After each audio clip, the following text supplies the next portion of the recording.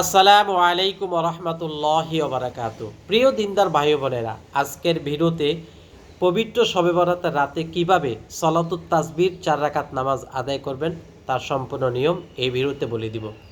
দর্শক, নামাজের নিয়ত কিভাবে করবেন, 4 রাকাত নামাজের হিসাবটা কিভাবে রাখবেন, কি তাসবিহ পড়বেন, কয়বার পড়বেন এবং নামাজ শেষে আপনি মুনাজাত কিভাবে দিবেন, এই নামাজ আমরা কেন পড়ব, A to Z বিষয়গুলো হওয়ার পর সর্বশেষ মুনাজাত কিভাবে দিয়ে এই নামাজ থেকে বিদায় নিব, আমি আপনাদেরকে সব কিছু শিখিয়ে দিব।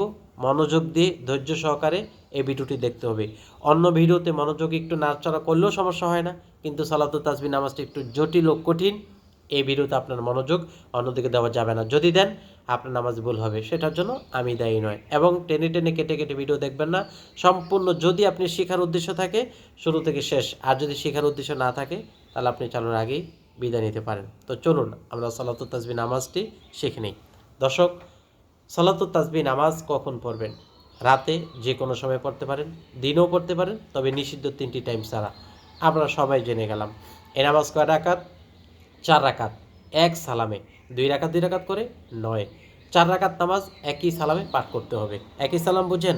মানে 2 রাকাত পরে তাশাহুদ পরে দাঁড়িয়ে আরও 2 রাকাত পরে 4 রাকাত সম্পূর্ণ শেষ করে একবার সালাম ফেরানোর মাধ্যমে 4 রাকাত নামাজ পরেই এটা হলো এক সালাম। তাহলে আমরা জানতে পারলাম যে কোনো সময় পড়া যায়। এই নামাজ বিশেষ দিনে, বিশেষ গুরুত্ব দিনে এই নামাজ পড়লে আরও ভালো। আর এই নামাজ এক সালাম পাঠ করতে হয়। এই নামাজ যেন এত কথা কেন কেন এই নামাজ পাঠ করব? নবীজি সাল্লাল্লাহু আলাইহি ওয়াসাল্লাম তার চাচা আব্দুল্লাহ ইবনে আব্বাস তাকে বলেন, চাচা আপনি সালাতুত তাসবিহ নামাজ পারলে প্রতিদিন আদায় করবেন। চাচা যদি আপনি তাও না পারেন তাহলে দেখেন তো সপ্তাহে একদিন পাঠ করতে পারেন কিনা, অন্তত একদিন, সপ্তাহে একদিন পাঠ করবেন।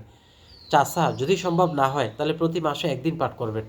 চাচা যদি এক মাসও আপনার সম্ভব না হয় তাহলে বৎসরে একটাবার অন্ততপক্ষে পাঠ করবেন। যদি তাও ভাগ্যে না জুটে, কপালে না হয়, তাহলে সারা জীবনে একবার হলেও পাঠ করবেন। না পাঠ করে মরবেন না, একবার হলেও পাঠ করবেন। তাহলে আপনারা বুঝতেই পারছেন এই নামাজের গুরুত্ব কতটুকু। যদি কেউ নামাজ পাঠ করে তাহলে তার আগের পরের, শুরু পরের, আগের পরের, নতুন পুরাতন যত গুনাহ আছে আল্লাহ পাক সমস্ত গুনাহ মাফ করে দিবেন। সুবহানাল্লাহ বলেন। তাহলে সালাতুত তাসবিহ নামাজের অনেক গুরুত্ব রয়েছে। এখন আসুন, সালাতুত তাসবিহ নামাজ শবে বরাতের রাত্রিতে কখন পড়বেন? এশারের নামাজ শেষ, নামাজ ফরজ পড়ছেন, সুন্নত পড়ছেন, বিতির পড়বেন না। ওই যে শবে বরাতের উদ্দেশ্যে যে নফল নামাজগুলো পাঠ করছেন, সালাতুল হাজাত বা নফল নামাজ, সেগুলো পাঠ করার পরে পাঠ করতে পারেন। অথবা আগামীকাল শবে বরাতের দিন 15ই শাবান লাইলাতুল বরাতের দিন, যেটা আজকে হলো রাত, কালকে দিন, এই দিনে যদি আপনি পাঠ করতে চান তাহলে আপনার জন্য করণীয় হলো নিবিড় জায়গা। যদি আশেপাশে আওয়াজ থাকে আপনি জীবনেও তাসবিহ ঠিক রাখতে পারবেন না। এই জন্য হয়তো রাতের 11টা 12টা, আর নয় দিনের দরজা বাড়িয়ে দেন। দিনের রিস্ক আসলে, যতই দরজা বাড়িয়ে দেন আপনার নামাজে বিঘ্নতা ঘটবেই।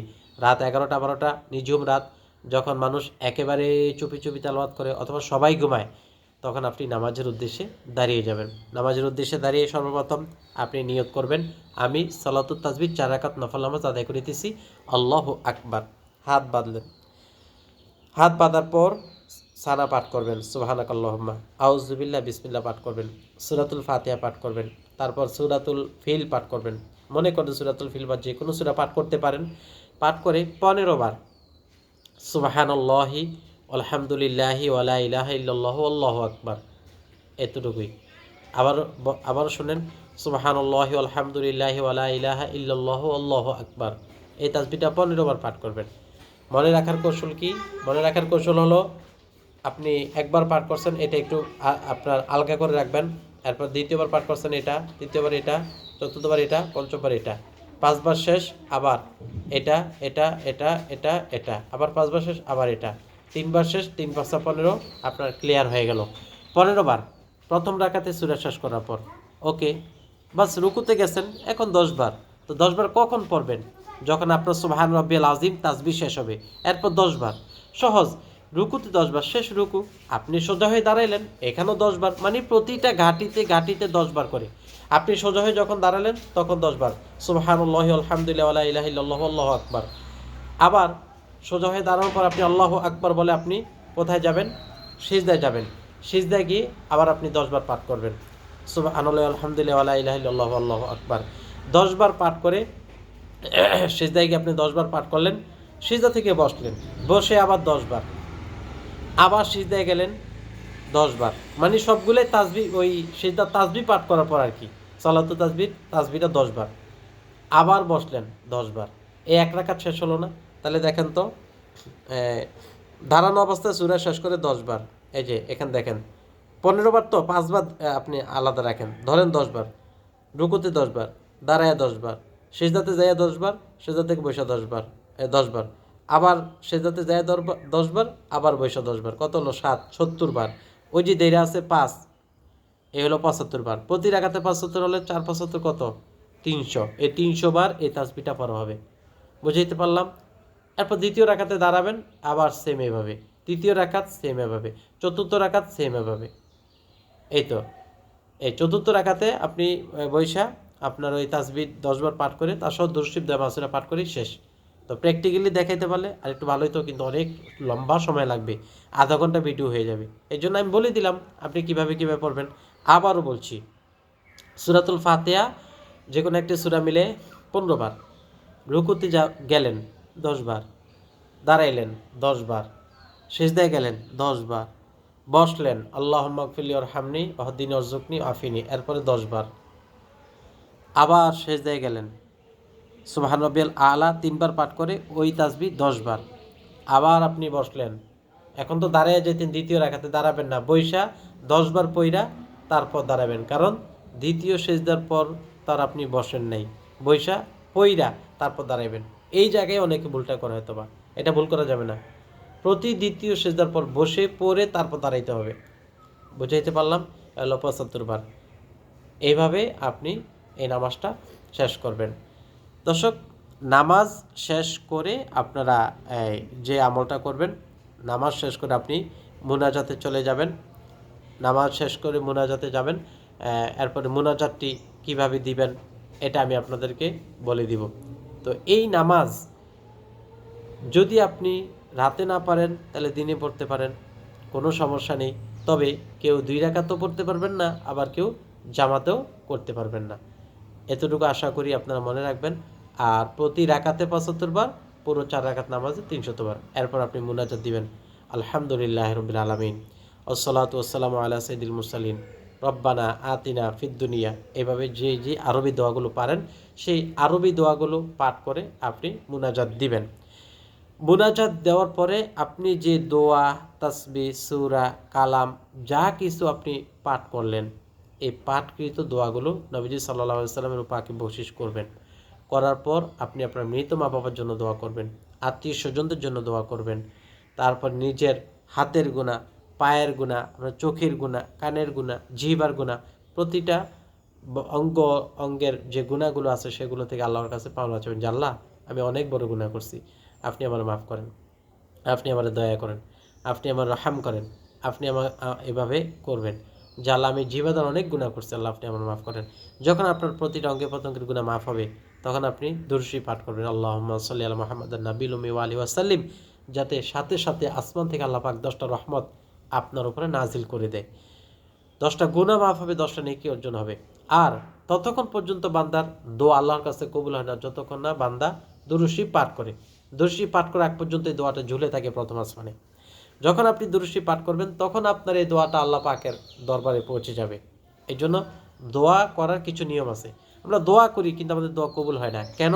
1 হলো হালাল খাদ্য খাই না, 2 হলো ইসমে আজমের ওসিলা দিয়ে বলি না, 3 নবীজি সাল্লাল্লাহু আলাইহি ওয়াসাল্লামের ওসিলা দিয়ে বলি না, 4 দোয়ায় আমাদের দুরূদ শরীফ নেই, 5 দোয়া যে আদব আছে, নিয়ম আছে, সেই নিয়ম আমরা ফলো করি না, যার কারণে আমরা অনেক দোয়া করি হাত তুলে, আমাদের সেই দোয়া কবুল হয় না। দোয়ার আদব হলো আলহামদুলিল্লাহ রাব্বিল আলামিন বলে হাত তোলা, আমরা বলি কি আল্লাহুম্মা আমিন, ভুল প্রথম নম্বরই। তারপরে দুরূদ শরীফ পাঠ করি শুধু চাইতেই থাকি, নিজেরটাই চাইলাম, আল্লাহর প্রশংসা একটু করলাম না, আলহামদুলিল্লাহ এটা বললাম না, আমাদের দোয়া কবুল হবে কিভাবে? এরপরে নবীজি সাল্লাল্লাহু আলাইহি ওয়াসাল্লাম বলেন একটা দোয়া 3 বার করা, সেটাও আমরা করি না। 3 বার করা, আল্লাহ আপনি আমাকে এটা দেন, আল্লাহ আপনি আমাকে মাফ করেন, আল্লাহ আপনি আমাকে মাফ করেন, আল্লাহ আপনি আমাকে মাফ করেন।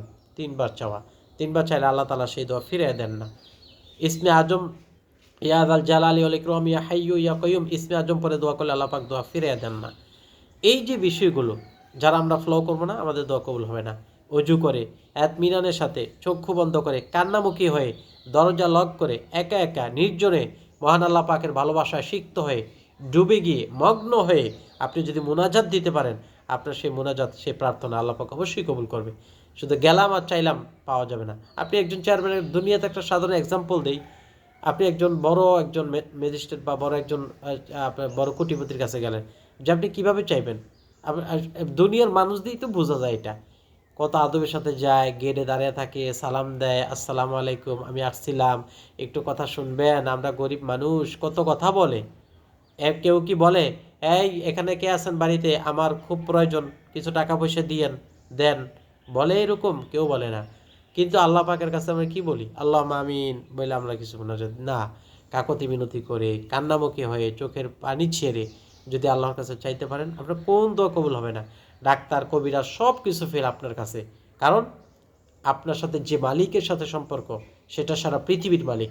যে ডাক্তারের মাধ্যমে আপনি রোগ শেফা করবেন, সে ডাক্তারকে জ্ঞান দিয়েছেন উপরের রব, সে ডাক্তারের হাতে জোশ দিয়েছেন উপরের রব। উপরের রব যদি আপনাকে ভালো না করে, এই ডাক্তার পারবে না। সুতরাং ডাক্তারের রব যিনি, তার কাছে আপনি পাওনা চান। যে কবিরাজ আপনার হইয়া আল্লাহর কাছ থেকে আপনার জন্য সাহায্য আবেদন করবে, আপনি সরাসরি আল্লাহর কাছে সাহায্য চান, আপনি পাবেন। আপনার সে দৃঢ় বিশ্বাস থাকতে হবে। আপনি যদি মনে করেন চাই, পাইলে পাইলাম, না পাইলে নেই, এরকম করলে হবে না। অবশ্যই আপনার দৃঢ় বিশ্বাস, আপনার ইতমিনান, আপনার ভালোবাসা, আপনি যদি আল্লাহকে রাজি ও খুশি করতে পারেন, অবশ্যই আপনি আল্লাহর কাছ থেকে ফল পাবেন। দর্শক, তাহলে আমাদের A to Z ভিডিওর বিষয়টা দাঁড়ালো, এই রাতে কোনো গোসল নাই, বিষয়ভিত্তিক নির্ধারিত কোনো নামাজ নেই, কোনো তাসবিহ নেই। যে কোনো দোয়া, যে কোনো তাসবিহ পড়তে পারবেন। আর যেগুলো ফজিলতপূর্ণ আমল সেগুলো করতে পারেন। যেমন 50 বছরের গুনাহ মাফের যে 200 বার ইখলাসের কথা বললাম, এটা যে কোনো দিন পড়লেই সব। তো এই দিনে কেন বললাম? এটা একটা ভালো দিন, এটা বারাত মানে মুক্তির দিন, এই জন্য বলছি। এটা আপনি যে কোনো দিনও পড়তে পারেন, সমস্যা নেই।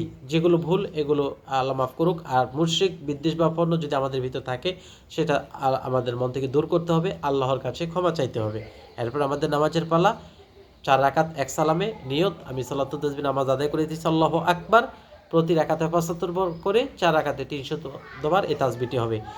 যেহেতু নামাজেরই মূল ভিডিওটা, আবারও আমি বলছি, নামাজের প্রথম রাকাতে 15 বার, রুকুতে 15 বার, সোজা হয়ে দাঁড়ায়া প্রথম রাকাতে সূরা পড়ার পর 15 বার, রুকুতে 10 বার, রুকু থেকে দাঁড়ায়া 10 বার, সেজদায় 10 বার, সেজদা থেকে বসে 10 বার, আবার সেজদায় গিয়ে 10 বার, আবার বসে 10 বার পরে আপনি দাঁড়াইবেন। ঠিক এমনিতেই পুরো 4 রাকাত হবে। এরপরে দোয়া মুনাজাতের নিয়ম বলে দিলাম। আল্লাহ পাক আমাদেরকে এভাবে করা তৌফিক দান করুক, আল্লাহুম্মা আমিন। যদি ভালো লাগে, যদি মনে করেন আমাদের এই কথাগুলো অন্য মা বোনরা শুনেও তারা এই আমলগুলো করবে, তাহলে সেটার সব আমরা পাবো না? নবীজি বলছেন, কেউ যদি কাউকে ভালো পথ দেখায়, সেটার সব সে পায়। তা আপনি একজনকে একটা ভিডিও দিলেন, সে দেখে নামাজটা পড়লো, এই নামাজের সম্পূর্ণ সব আপনিই পাবেন, যদি আপনি না পড়েন। কিন্তু আপনি তো সেটা করবেন না, আপনি নিজেও পড়বেন সেম, আরও আপনি ডাবল সব পেয়ে গেলেন। সুতরাং আপনার সাথে এই মুহূর্তে যারা অ্যাড আছে, হোয়াটসঅ্যাপে যারা অ্যাড আছে, এটা শেয়ার করে দিবেন। আপনি না পারলে আপনার ছেলে মেয়ে পারে, তাদেরকে বলবেন আপনার আত্মীয় স্বজন সবার এই মুহূর্তে হোয়াটসঅ্যাপে ভিডিওটা দেওয়ার জন্য। আমি যে ইনফরমেশনগুলো দিলাম, এগুলো আপনারা দেখে আমল করেন। হ্যাঁ, যদি ভুল হয় আমাকে কি সংশোধন করবেন না? জাহান্নামে পাঠিয়ে দিবেন? তাহলে আমাকেও জান্নাতে নেওয়ার উদ্দেশ্যে আমার ভুলগুলো আমাকে সংশোধন করবেন আমার ইমো বা হোয়াটসঅ্যাপে নক করে। আমি নম্বরটি দিয়ে দিচ্ছি, 01878415556 আমি একটি মাদ্রাসা করেছি। এই মাদ্রাসা 313 বদরি সাহাবীদের সদস্য। যদি কেউ হতে চান বা আমার মাধ্যমে কোনো উপকার নিতে চান, বা আপনারা আমাকে কোনো তথ্য দিতে চান, তাহলে এই নাম্বারে আপনারা যোগাযোগ করবেন। আসসালামু আলাইকুম ওয়া রাহমাতুল্লাহি ওয়া বারাকাতুহু।